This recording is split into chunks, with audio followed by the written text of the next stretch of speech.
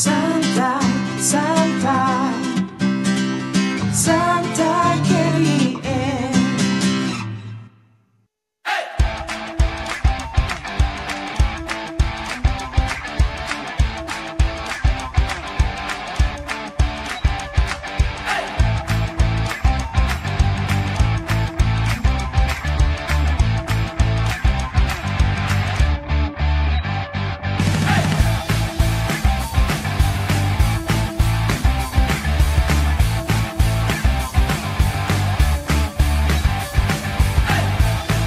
Santai KDN terbaik. Kami dari PDRM, Santai KDN terbaik. Santai KDN terbaik. Santai KDN terbaik. Santai KDN terbaik. Santai KDN terbaik. Santai, santai KDN. Bismillahirrahmanirrahim. Assalamualaikum warahmatullahi wabarakatuh. Salam sejahtera, salam Malaysia Madani. Baiklah tuan-tuan dan puan-puan, anda bertemu kembali dengan saya dalam podcast Santai KDN. Anda dengar kami bincang di mana pada minggu lepas saya telah membawakan satu figura yang besar di Jabatan Penjara Malaysia, iaitu Ketua Pengarah Jabatan Penjara Malaysia, yang kita membincangkan isu ataupun mengenai bantuan rentan. Dan hari ini kita menyentuh satu lagi agensi di bawah Kementerian Dalam Negeri, iaitu Jabatan Immigration Malaysia, yang mana tugas Jabatan Immigration Malaysia ni, untuk makluman tuan-tuan dan puan, agak besar. Tapi kita narrow down sikit, kita fokus kepada bahagian khidmat ekspektoriat. Apa tu bahagian khidmat ekspektoriat ni tuan-tuan dan puan? Untuk mengetahui dengan lebih lanjut, kita bersama dengan Tuan Abdul Hadi bin Muhammad, Pengarah bahagian khidmat ekspektoriat Jabatan Immigration Malaysia. Assalamualaikum tuan. Waalaikumsalam Mama. Terima kasih kerana menjemput Terima kasih bahagian tuan khidmat sebab ekspektoriat hadir pada hari ini. Baiklah tuan-tuan, baiklah tuan. Mesti pendengar atau penonton dekat luar sana nak tahu dulu bahagian tuan, bahagian khidmat ekspektoriat Jabatan Immigration Malaysia ni bahagian apa sebenarnya? Okey Mak, dia mungkin satu bahagian yang jarang orang dengar, Betul. tetapi memainkan peranan yang sangat penting di Jabatan Immigration lah. Okey, untuk makluman Amal, bahagian ekspektoriat ni merupakan satu bahagian yang menguruskan pas-pas penggajian lah, iaitu kepada mereka-mereka yang ingin bekerja di Malaysia, terutamanya golongan profesional dan mereka-mereka yang mempunyai jawatan-jawatan penting lah di dalam sesebuah syarikat di Malaysia. So bahagian inilah yang akan menguruskan segala urusan pas penggajian dan juga urusan mereka selepas daripada itu, termasuk juga keluarga mereka kepada yang layak. So nak digambarkan kita adalah bahagian yang menguruskan mereka yang mempunyai jawatan-jawatan yang penting dan pekerja mahir untuk masuk dan bekerja di Malaysia. So secara ringkasnya kita boleh gambarkan bahawa bahagian khidmat ekspektoriat ni menguruskan pas-pas untuk kemasukan warga asing lah ke Malaysia. Betul. Dan itulah tuan-tuan dan puan tajuk kita pada hari ini, yang kita akan bincangkan mengenai pas pelabur bagi pelawat asing. Tapi umum mengetahui banyak pas sebenarnya. Pas pelajar, pas pelabur, semua tu. Cuma maybe tuan boleh terangkan sedikit, apa itu pas pelabur ataupun pas perniagaan sebenarnya? Okey, untuk makluman Amar dan juga penonton ya, pas pelabur ni merupakan satu pas barulah yang diperkenalkan oleh sebenarnya oleh yang berhormat Menteri Dalam Negeri sendiri, yang diperkenalkan pada bulan April hari itu. Jadi dia merupakan satu pas yang barulah. Tujuan dia diperkenalkan adalah untuk memberikan satu kemudahan baru kepada bakal-bakal pelabur lah, ya, ataupun pelabur-pelabur yang ingin masuk ke Malaysia, tetapi mereka belum ada pelaburan lagi, tetapi mempunyai niat untuk melabur. So mereka boleh masuk ke negara ini dengan menggunakan kemudahan ini. Jadi kelebihannya adalah, kalau sebelum ini mereka yang datang ingin melabur di Malaysia, mereka masuk melalui pas sosial, which is satu tempoh yang sangat pendek lah bagi mereka untuk stay dalam 30 hari dan juga bergantung kepada negara yang dia layak lah. Tetapi dengan pas pelabur ini, mereka boleh datang dan diberikan kemudahan untuk tinggal 6 bulan. 6 bulan. Dalam tempoh 6 bulan ini, mereka boleh melaksanakan pelbagai aktiviti berkait dengan pelaburan mereka ataupun cadangan pelaburan mereka, di mana mereka boleh berjumpa dengan mungkin bakal rakan kongsi mereka, ataupun melihat apa proses-proses dalam ataupun menubuhkan satu perniagaan di Malaysia. So dalam tempoh ini adalah satu yang kita di KDN dan juga di Jabatan Imigresen Malaysia merasakan satu tempoh yang amat bersesuaian untuk mereka. So tidak akan maksudnya mereka ada satu PAS yang khusus untuk mereka. Dan di samping itu dengan wujudnya PAS pelabur ini adalah sebagai satu usaha yang menyokong lah. Orang kata sebab Malaysia sedang orang kata menerima banyak pelaburan asing. Jadi dengan kemudahan ini kita memberikan satu komitmen kepada kerajaan dalam menyokong usaha pelaburan ini. Baik tuan. Okey, macam tuan cakap tadi, PAS perniagaan ataupun PAS pelabur ni adalah untuk menarik warga asing di luar sana untuk melabur di Malaysia. Betul. Okey, boleh tuan ceritakan sedikit orang-orang ataupun ciri-ciri warga asing yang layak untuk memohon? Adakah semua orang asing layak untuk mohon PAS ni ataupun macam mana kriteria yang dipilih oleh immigration? Okey. Macam yang Tuan Amar sebut tadi, macam mana kita mengenal pasti ataupun kriteria mereka ini, tentulah bila kita sebut pelabur, mereka ni orang yang mempunyai kewangan yang kukuh ataupun syarikat yang kukuh untuk melaksanakan pelaburan di Malaysia lah. So dalam proses ini kita antara yang kita kena pasti adalah mereka ni seharusnya mempunyai syarikat di luar negara lah. So dia tidak boleh lah kalau contohnya Amar atas nama Amar kan nak masuk atas nama pelabur, kita ada halangan di situ. Tetapi sekiranya Amar ni merupakan mempunyai jawatan di dalam satu syarikat di luar negara, contohnya ketua operasi CEO ataupun ketua pelaburan bagi suatu syarikat, so di situ yang akan membolehkan seseorang individu tu masuklah. Jadi dia walaupun kita sebut dia untuk memudahkan pelaburan, tetapi elemen tapisan itu masih berlaku. Sebab dalam proses kelulusan PAS pelabur ini ada beberapa perkara yang kita lihatlah, terutamanya dia memerlukan sokongan agensi pelaburan ataupun agensi yang mengawal selia bidang yang contohnya pelabur dalam bidang manufacturing ataupun perusahaan ini pembuatan, dia akan masuk dan disokong oleh agensi lah. Buat masa sekarang ini kita menggunakan MIDA lah. MIDA selaku agensi yang akan memberikan sokongan kepada bakal-bakal pelabur lah untuk masuk. So dari segi situlah kita mengenal pasti individu yang berkenaan. Kita tidak ada sewenang-wenangnya, tetapi kita mengalu-alukan mereka yang berkelayakan untuk melabur di Malaysia. Okey, baik tuan. Agensi yang terlibat adalah MIDA sebagai perantara untuk menyemak, memastikan permohonan warga asing yang ingin menerima PAS pelabur ni diuruskan oleh MIDA. Betul sekali. Okey. Sekarang ni kita beralih sedikit tuan. Bagaimana proses dan berapa lama proses suatu PAS pelabur ni diambil oleh Jabatan Imigresen untuk diproses, dan warga asing pun tertunggu-tunggu ni. Berapa lama dia boleh masuk ke Malaysia untuk PAS ni digunakan selama tempoh 6 bulan. Okey, Mak. Dari segi proses tu, tentulah bila kita bercakap tentang pelaburan ataupun bercakap dengan seseorang yang mempunyai kedudukan tinggi, speed, accuracy adalah sangat penting. So, tidak larilah kita di KDN dan juga immigration mesti selari dengan kecepatan. Betul. Jadi dalam permohonan di Ekspektorat sebenarnya bukan setakat PAS pelabur. Seperti PAS penggajian, PAS lawatan ikhtisas, itu bagi golongan profesional. Kita telah mempunyai penanda aras lah di peringkat Jabatan Imigresen sendiri. 5 hari adalah kita punya tempoh kelulusan.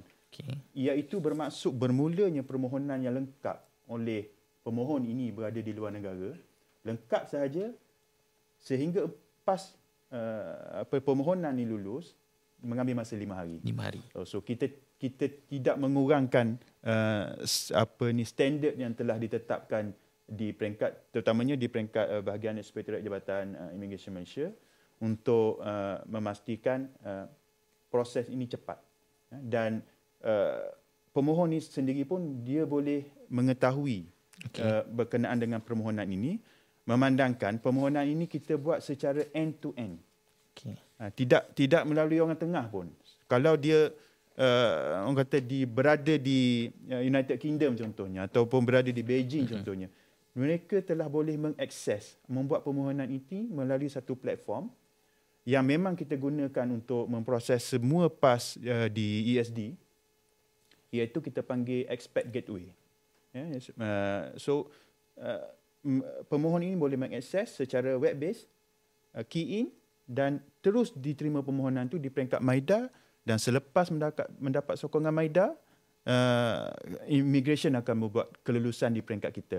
So dia tidak orang kata tak perlu lagi nak menghantar boran dan sebagainya. So maknanya proses renew pun akan berlaku secara atas talian. Semua proses permohonan sehinggalah pengeluaran PAS dilakukan secara atas talian. So tidak ada intervention secara fizikal pun. So jika mereka pun ada masalah, masih boleh menghubungi pihak immigration ataupun MIDA sendiri untuk mendapatkan maklumat. So memang sekarang selepas daripada bulan 4 hari itu, banyak yang kita terima pertanyaan-pertanyaan daripada pemohon yang berada di luar negara. So itulah proses yang berlaku. Yang pentingnya adalah prosesnya berlaku secara dalam talian melalui Expat Gateway, dan juga dalam tempoh 5 hari bekerja, dan juga proses kelulusan melalui sokongan agensi pelulus, dan juga di peringkat kelulusan di peringkat Jabatan Imigresen Malaysia. So mereka pun boleh memantau di mana stage permohonan, dan di peringkat kita juga kita boleh melihat orang kata di mana apakah status-status permohonan yang berlaku. So itulah macam mana kita di KDN dan juga di Jabatan Imigresen menguruskan proses permohonan PAS pelabur ni. Okey, baik tuan. Kita luar konteks sikit. Sehingga bermula daripada April, 1 April yang telah diluncurkan oleh Yang Berhormat Menteri Dalam Negeri, dah berapa ramai warga asing yang telah membuat permohonan PAS pelabur, dan dah berapa banyak telah diluluskan oleh Jabatan Imigresen Malaysia? Okey. Sebenarnya kenapa kita berada di ESD berada di sini hari ini? ESD sebab kita ingin mempromosikan sebenarnya PAS pelabur ini satu kemudahan yang telah ada. Alright. Jadi betul kita telah berada di dada-dada akhbar. Kita telah berada di The Age. Pada bulan April lagi tu kita dah berada di utusan, kita dah berada di pelbagai platform untuk mempromosikan, sebab nak memastikan banyak lagi permohonan masuk. So sebab itulah. Tapi dari segi permohonan yang masuk sekarang ni dia ongoing. Ada beberapa yang telah kita luluskan baru-baru ini dari segi bilangannya. Kita mengharapkan supaya pemohon di luar sana mendapat maklumat untuk berkaitan dengan perkara ini, supaya banyak lagi mereka-mereka yang berkelayakan untuk mendapat kemudahan inilah. Baik tuan. Bercerita dengan PAS pelabur ni. Adakah sekiranya warga asing yang ingin memasuki Malaysia ni, yang ada family, adakah dia boleh bawa ahli keluarga dia, tanggungan-tanggungan dia untuk bersama sewaktu tempoh 6 bulan apabila mereka memegang PAS pelabur ni? Menjawab soalan itu tidak boleh. Tidak boleh. Mungkin dia sebab melihat kepada situasi seorang pelabur ni, mereka datang untuk membuat survey. Jadi itu antara kita nak pastikan bahawa tulen. Kalau kita orang yang dalam keadaan ingin membuat pelaburan, membuat survey dan sebagainya, mereka fokuslah. Dan memang kita tidak membenarkan pun mereka membawa keluarga. Tetapi jika mereka telah berjaya, memang komit dengan pelaburan tu, dah buka syarikat, dan mereka telah boleh menukar investor PAS ini kepada PAS lain yang membolehkan mereka membawa keluarga. Di sinilah kalau ingin yang membawa keluarga, of course tadi saya jawapan saya tidak. Tapi kalau nak bawa keluarga, bukalah pelaburan di Malaysia. Dan bukalah syarikat, makmurkanlah negara kita, and then kita tentunya akan memberikan satu kemudahan kepada pelabur-pelabur ini untuk datang dan nak memastikan mereka dapat bekerja dengan baik, boleh membawa keluarga berdasarkan PAS lain yang dikeluarkan juga oleh ESD. Contohnya bagi PAS penggajian kategori 1, mereka yang bergaji 10,000 ke atas, mereka boleh membawa keluarga mereka. Dan keluarga mereka pun boleh mendapat lain-lain kemudahan yang kerajaan Malaysia sediakan. Boleh belajar, anak-anak mereka boleh belajar. In fact, ada PAS-PAS lain seperti Resident PAS Talent, boleh juga ahli keluarga mereka bekerja. Jadi dia tidak tersekat di situ. Menggambarkan bahawa PAS Pelabur ni adalah pemula kepada kehidupan pelaburan mereka dan bekerja di Malaysia. Okey, baik tuan. Sekiranya PAS Pelabur ni hanya 6 bulan saja dia punya tempoh sah laku dia. Sekiranya pelabur ataupun bakal-bakal pelabur untuk melabur di Malaysia ni telah tamat tempoh PAS tersebut, adakah mereka diberikan kelonggaran ataupun tidak diberikan kelonggaran untuk menyambung semula, ataupun dia nak renew dia punya kad tu, adakah Jabatan Immigration membenarkan ataupun dia kena pulang dulu and then dia kena mohon baru, macam mana? Dia untuk kategori PAS Pelabur ni kita memberikan satu kemudahan untuk menyambung 6 bulan lagi. Jadi secara keseluruhannya adalah setahun lah mereka boleh berada di Malaysia. Sebab di situlah kerajaan Malaysia merasakan bahawa, atau Jabatan Immigration dan KDN merasakan tempoh yang ample time lah, bersesuaian untuk mereka tinggal bagi memulakan perniagaan. Dan sekiranya dalam tempoh setahun mereka masih belum boleh menubuhkan perniagaan, so habis di situlah, itu adalah dasar sekarang lah. Kita perlu melihat juga selepas ini, memandangkan ini merupakan perkara baru kan. Jadi benda-benda ini akan dilihat daripada semasa ke semasa. Semuanya setakat ini setahun. Kalau mereka nak stay lagi pun, mereka boleh ada beberapa kemudahan lain yang disediakan, iaitu melalui penubuhan RERO di bawah Mendak, iaitu pejabat serantau. Itu membolehkan mereka tetap berada di Malaysia, tetapi dengan ada beberapa perkara lain lah, prosedur lain lah. Dan juga sekiranya mereka ingin bekerja di Malaysia, then boleh memohon untuk PAS penggajian lah. Ini jika mereka ingin bekerja dengan syarikat lain lah. So itu dia punya keadaan. Okey, baik tuan. Since PAS Pelabur ni masih baru dan masih masih perlu diwar-warkan kepada khalayak ramai, warga di luar negara. Bagaimana buat masa sekarang sambutan berhubung PAS Pelabur ni? Saya boleh katakan sambutan dia menggalakkan.